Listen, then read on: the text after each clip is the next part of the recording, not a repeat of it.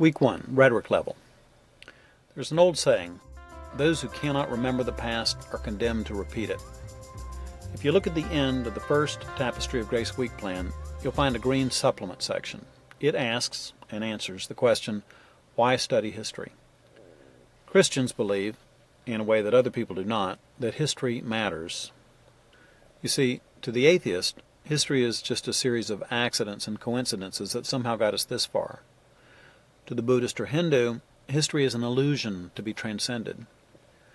Jews and Muslims believe in a God who rules over history, but only Christians believe that God entered into it himself in the form of Jesus of Nazareth. We believe that history really is his story. We call this curriculum Tapestry of Grace because it reminds us that God is weaving his purposes through all of space and time. One thread in the tapestry we're studying will be the thread of slavery. Americans sometimes forget that there's more to the history of slavery than the racial slavery of the American South.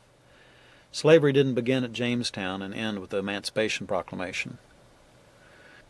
The Bible doesn't condemn slavery as an economic institution, but it always comes across as a powerful symbol in Scripture. The Old Testament is full of references to slavery, especially when Israel reaped the consequences of idolatry or apostasy. The New Testament uses the image of slavery over and over. Romans 6:20 tells us we were slaves to sin. Romans 6:22 says we are God's slaves now. In Mark 10:44, Jesus says, whoever would be first among you must be slave of all. And yet Galatians 5:1 says, for freedom Christ has set us free. Stand firm, therefore, and do not submit again to a yoke of slavery. You get to discuss the big ideas with your older teens in Tapestry. Freedom is such a big idea that you can start discussing it this week and still be working on it 4 years from now when you wrap up your study of the history of the world. History isn't the only thing we study, though.